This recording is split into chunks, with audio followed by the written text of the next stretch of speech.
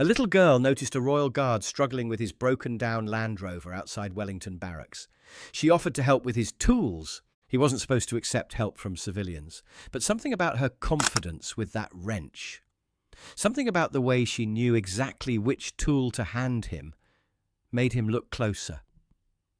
Then he saw the ring on her finger.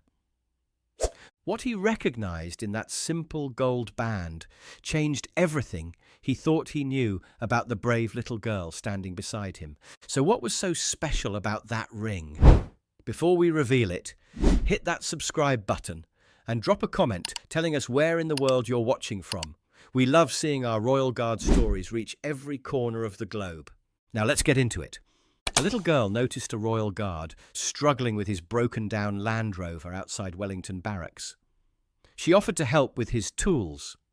He wasn't supposed to accept help from civilians, but something about her confidence with that wrench, something about the way she knew exactly which tool to hand him, made him look closer.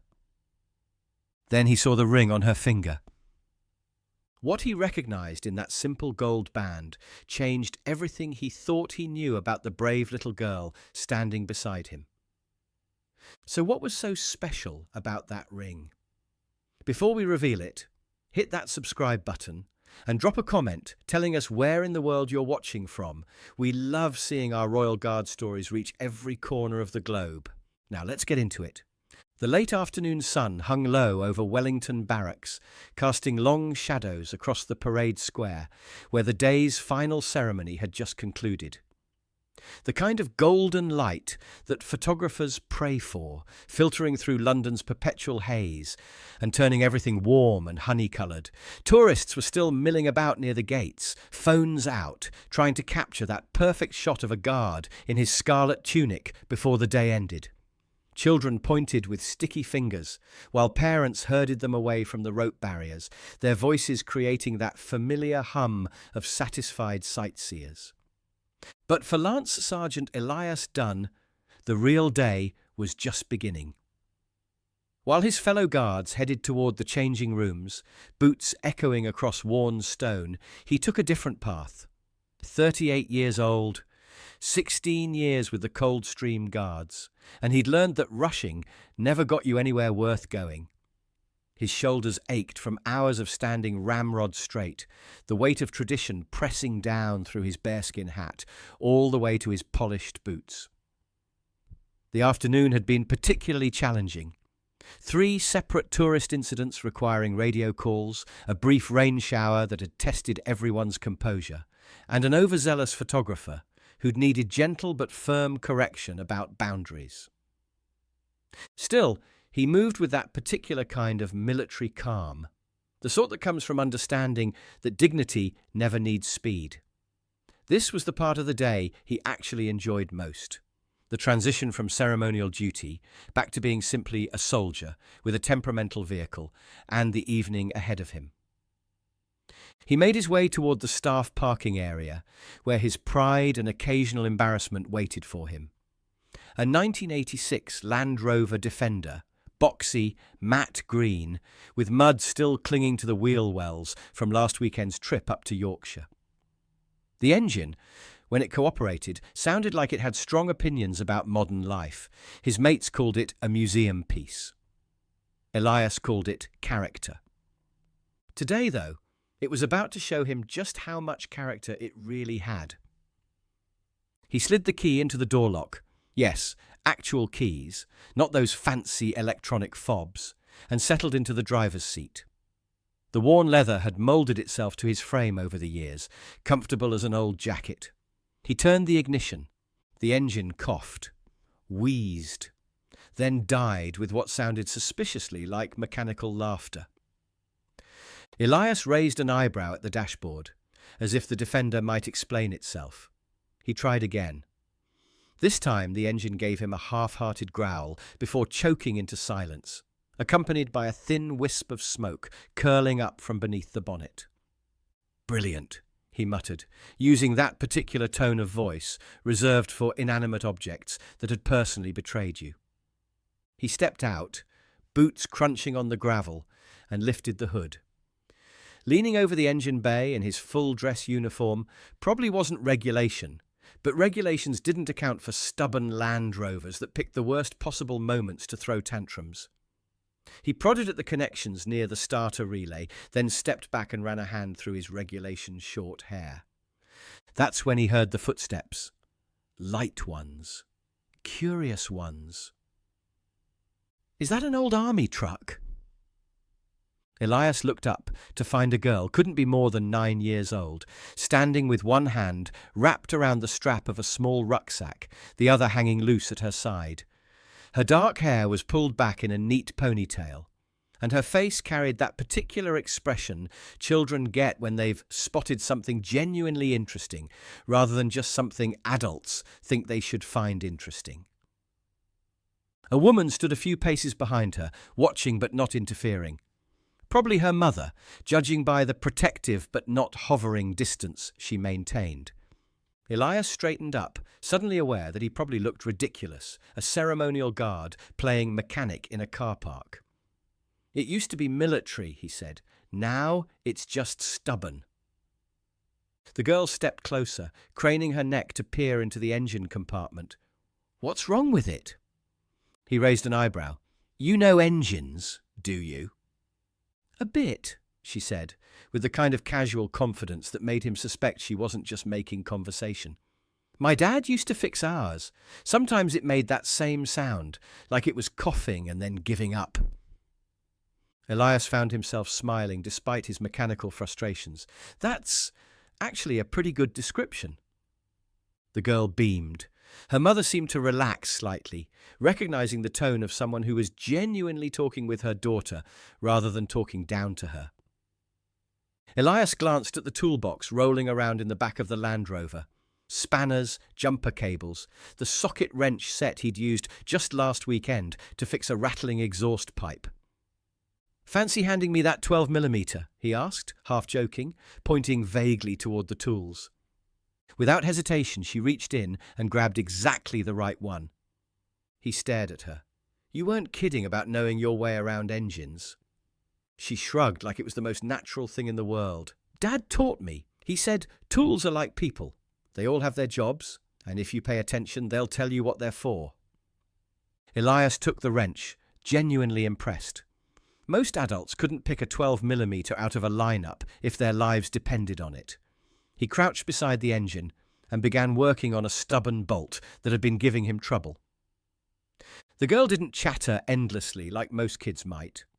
She just stood nearby, watching with genuine interest, occasionally asking a question that suggested she was actually trying to understand what was happening rather than just making noise. What's your name? He asked without looking up from his work. Amina, what's yours? Elias. She tilted her head, studying his uniform with that serious expression children get when they're trying to figure something out. Are you a real soldier, or just one of the ones who stands still for pictures?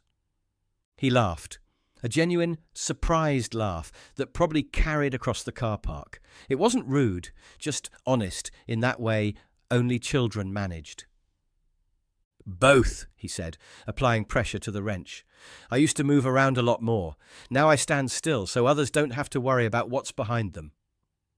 Amina considered this for a moment, then nodded like it made perfect sense to her. She reached into the toolbox again and held up a connector wire, the kind with the plastic housing that always seemed to wiggle loose at exactly the wrong moment. You'll probably need this next. He looked at her again. This little girl with engine grease already darkening her fingertips, standing beside a soldier and his temperamental Land Rover like she'd been doing it her whole life. Maybe I will, he said quietly and took it from her small hand. Most kids would have wandered off by now, distracted by something shinier or louder or more immediately entertaining. But Amina stayed, settling herself carefully on the front step of the Land Rover with her legs dangling, watching as Elias worked through the engine's various complaints. She seemed content to hand over tools when asked, offer the occasional observation, and generally make herself useful without getting in the way. It was the kind of help that felt natural rather than forced, the sort of partnership that develops when two people are both genuinely interested in solving the same problem. The alternator belt looks a bit loose, she observed, pointing to a component most adults wouldn't even notice. Elias paused in his work to look where she was indicating. She was absolutely right. Good eye, he said, genuinely impressed. Most people wouldn't spot that. Dad always said the engine tells you what's wrong if you know how to listen. She handed him a different wrench without being asked. He said, machines are honest. They don't lie or pretend everything's fine when it isn't. As they worked together, Elias found himself appreciating not just her mechanical knowledge, but her approach to the work itself. She didn't rush or grow impatient when something took longer than expected. She didn't chatter constantly or demand attention. Instead, she observed, learned, and contributed in exactly the way a good partner should. There, Elias said, tightening the last connection. That should do it. Your turn to test our handiwork. He gestured toward the driver's seat with mock formality. Would you like to do the honours? Amina's eyes lit up. Really? Really? Just turn the key. Don't worry about anything else. She climbed into the oversized seat, looking tiny behind the large steering wheel, and carefully turned the ignition. The Defender coughed, hesitated for a heart-stopping moment, then rumbled to life with the satisfying growl of an engine that remembered how to behave. How do you know your way around a toolkit so well? Elias asked, straightening up to wipe his hands on an old rag he kept in the boot. Amina swung her legs thoughtfully. My dad taught me. He used to let me help when he was fixing things. Not real fixing, she added quickly, but passing tools and watching what he did. Was he a mechanic? She shook her head. Army. Like you, sort of. Elias paused, his hands still on the oil-stained cloth. Sort of? He was a real soldier, the kind that ran around and wore camouflage and drove big trucks. She looked at his red tunic with something that might have been curiosity or mild disappointment. Not the standing still kind. He smiled at that. I used to be the running around kind too. Camouflage, patrols, armoured vehicles. Did a few tours that way. Even drove trucks bigger than this old thing. Her eyes widened with interest. Really? Why'd you stop? Elias leaned against the side of the Land Rover, considering how to explain something that had taken him years to understand himself. Because sometimes the most important job is the one that looks like you're not doing anything at all. Amina wrinkled her nose. How can not doing anything be important? Well, he said, reaching for a different wrench, when I'm standing guard, I'm not really doing nothing. I'm watching, listening, making sure nothing goes wrong. And sometimes just being there, being visible and steady and reliable, that's what keeps everyone else safe. She considered this with the seriousness children brought to concepts that adults often took for granted. Do people ever laugh at you when you're standing there? Often, he admitted. Does that make you angry? Not anymore. When I was younger, maybe. But now I understand what I'm really standing for. He tightened a connection with a satisfying click. It's not about me, it's about what I represent. What's that? He looked at her directly. History? Discipline, respect for those who came before us. He paused. And the memory of people who didn't make it home. Something in his tone seemed to register with her. The easy chatter died away, replaced by a more thoughtful quiet. She reached down to adjust a loose bolt he hadn't even pointed out, her small fingers moving with surprising confidence. That's when the light caught it. A thin band of gold around her middle finger, clearly too large for her small hand. It hung loose, the kind of ring sized for an adult, but worn by someone who wanted to keep it close. At first glance, it looked like a simple family heirloom, the sort of thing passed down through generations without much ceremony. But as Amina's hand moved in the afternoon sunlight, Elias caught sight of something that made his breath catch. An engraving. Small, precise, unmistakable. The Coldstream Guard's insignia. His hands went very still on the wrench. He leaned slightly closer, trying to get a better look without being obvious about it, but there was no mistaking what he was seeing. That wasn't decorative metalwork or some generic military symbol. That was regiment-specific. Issued, not bought. "Where did you get that ring?" he asked, keeping his voice carefully neutral. Amina didn't seem surprised by the question. She lifted her hand and looked at the ring as if she'd been expecting this conversation all along. "It was my dad's," she said simply. Elias felt something cold settle in his stomach. He set the wrench down very carefully, suddenly aware of how quiet the car park had become around them. "He gave it to you before he left for deployment?" She shook her head, still looking at the ring.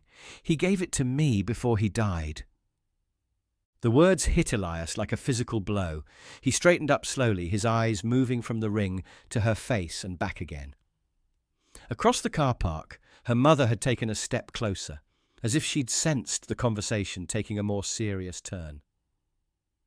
"Left for where, Amina?" he asked gently. "Afghanistan," she said without hesitation. 2 years ago."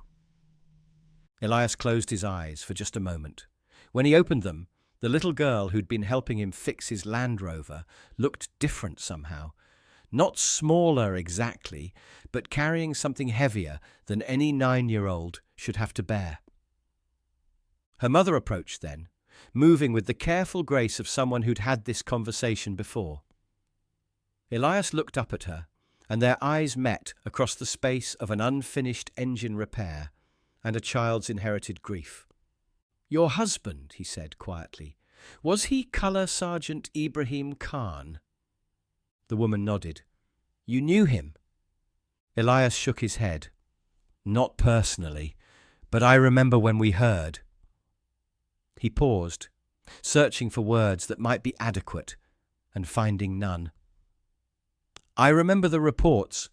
School compound outside Lashkar Gah.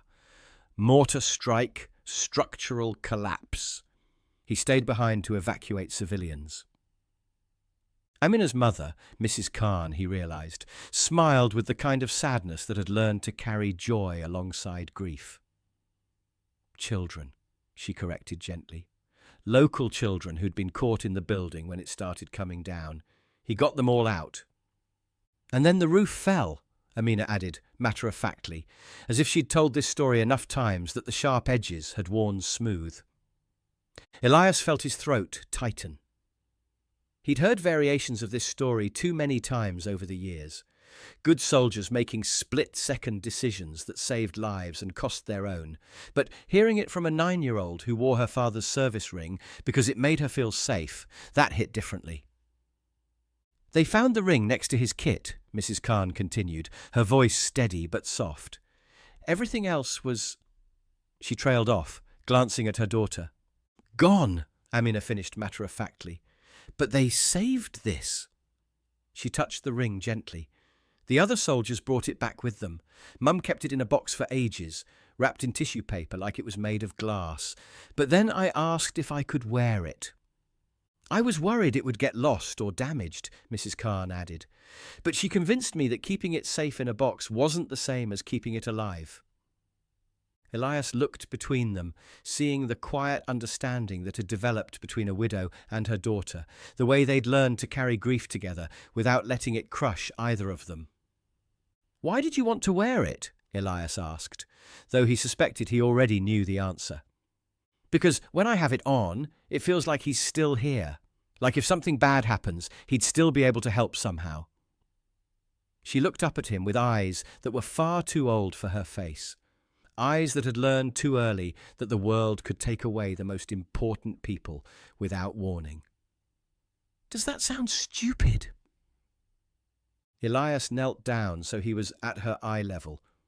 "No," he said firmly. "That doesn't sound stupid at all. That sounds like exactly what he would have wanted."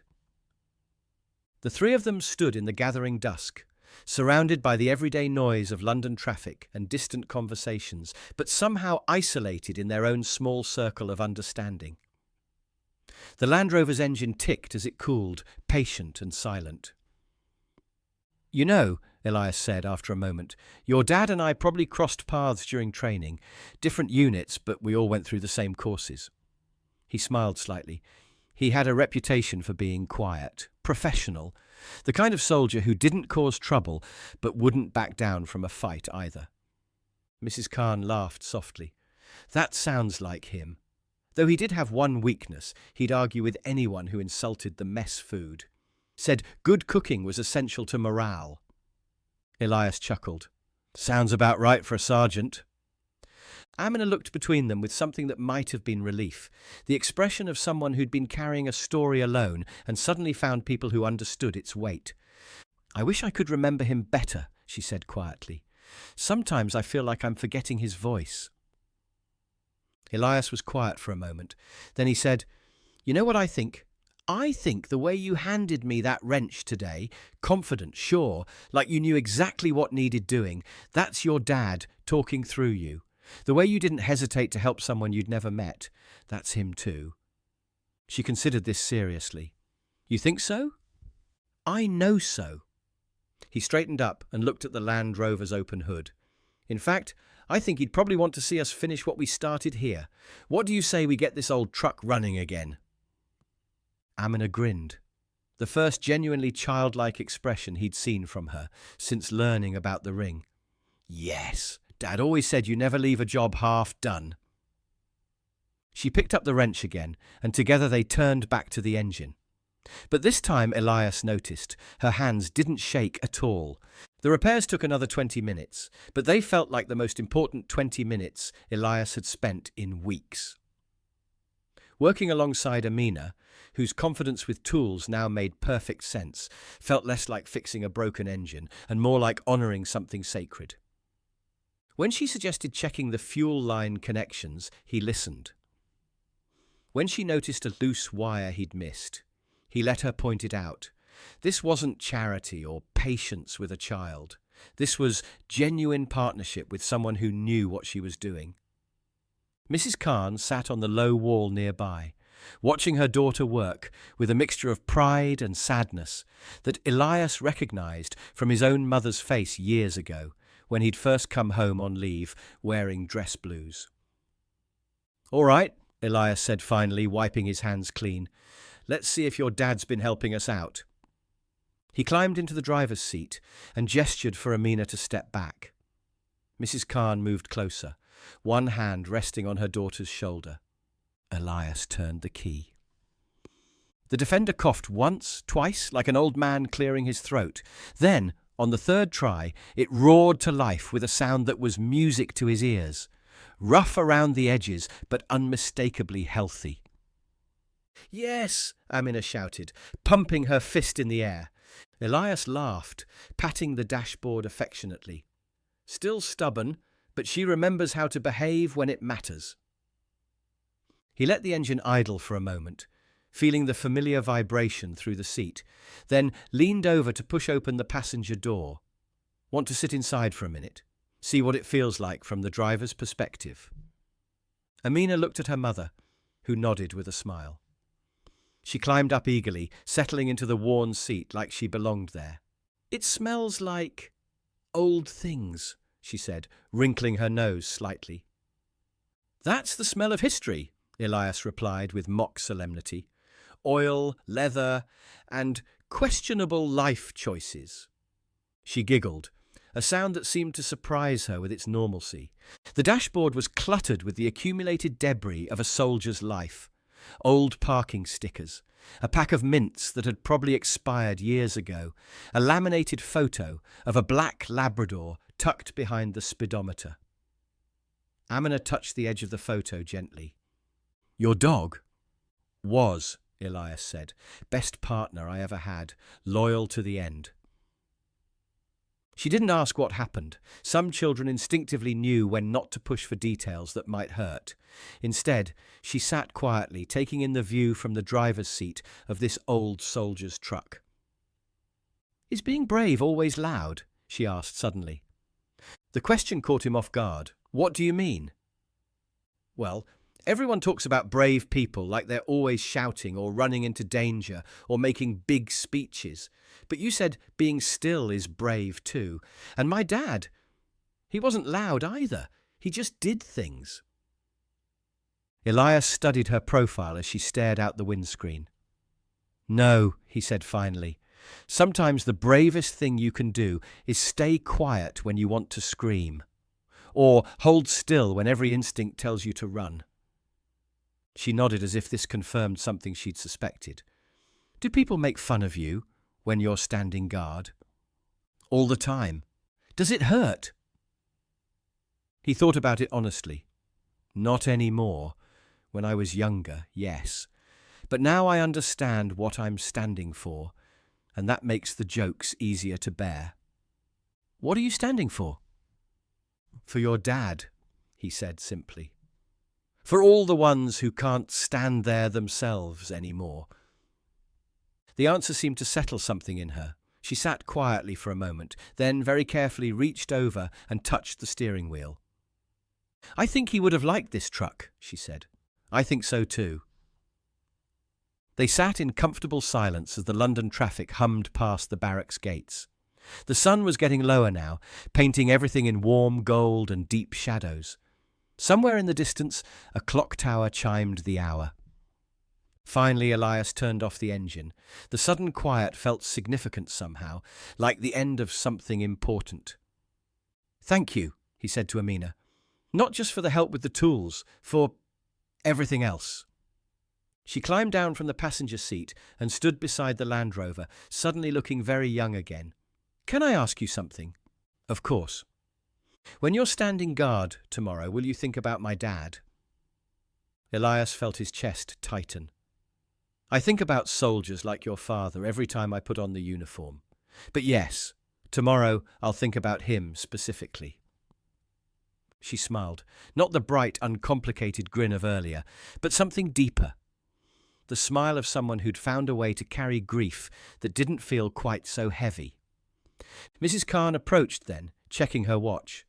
"We should probably head back to the hotel, love. Early train tomorrow." Amina nodded, but she didn't move immediately. Instead, she looked up at Elias with that serious expression he was beginning to recognize. "Will you promise me something?" "If I can." "Promise you'll remember that standing still matters, even when people laugh." He straightened unconsciously, military bearing asserting itself. "I promise." She reached into her jacket pocket and pulled out something small, a plastic medal, the kind given out at school sports days or birthday parties, gold-coloured with a ribbon made from what looked like shoelace. "This is for fixing the truck," she said, pressing it into his palm, "and for understanding about the ring." Elias looked down at the tiny medal, feeling its negligible weight in his hand. Then he closed his fingers around it carefully, as if it were made of the most precious metal on earth. "I'll keep it with me," he said quietly. Amina grinned and ran back to her mother, who was already reaching for tissues in her purse. Elias tucked the medal into the inner pocket of his tunic, where it rested against his chest beneath the weight of his uniform, and the memory of a father who died saving children in a place most people couldn't find on a map. As they walked toward the street, Mrs. Khan turned back one more time. "Thank you," she said simply, "for seeing her, for listening." Elias nodded. "Thank you for sharing him with me." Then they were gone, disappearing into the London evening, like any other family finishing any other day of sightseeing. But the weight of that plastic medal against his chest, and the memory of a little girl who carried her father's courage in a ring too big for her finger, stayed with him. Tomorrow he would stand guard again, motionless, silent, professional. Tourists would take pictures and make jokes about the toy soldiers who never moved. Most would never know that beneath the bearskin hat and behind the expressionless face stood a man who understood exactly what he was protecting and why it mattered. But tonight, as Elias finally drove his stubborn old Land Rover home through the London traffic, he carried with him the reminder that some of the most important conversations happened between a soldier and a child in a car park, over the open hood of a truck that smells like history and refuses to give up. Sometimes the bravest thing you can do is help a stranger fix his engine. Sometimes it's wearing your father's ring, even when it's too big for your finger. And sometimes it's standing perfectly still while the whole world moves around you, holding the line for people you'll never meet but will always remember. Have you ever met someone whose quiet strength changed how you saw the world? Do you think real courage always has to be loud, or can it live in the spaces between words? If this story helped you understand that the guards at Buckingham Palace are more than just tourist attractions, that they're real soldiers carrying real memories and real honour, show your respect by hitting that like button. Subscribe to our channel for more stories that reveal the humanity behind the uniform, and make sure to ring the notification bell so you never miss an upload. These stories matter because they remind us that heroes don't always wear capes. Sometimes they wear red tunics and stand so still you'd think they were statues. Share this video with someone who needs to understand that strength isn't always about making noise. Sometimes it's about making space for other people's stories and honouring the memory of those who can't tell their own. Check out our other Royal Guard stories appearing on your screen now. Each one shows a different side of these remarkable soldiers who balance centuries of tradition with very modern hearts. We'll see you tomorrow with another story that proves these guards are so much more than ceremonial figures. They're protectors, listeners, and sometimes the only bridge between a child's grief and a soldier's memory.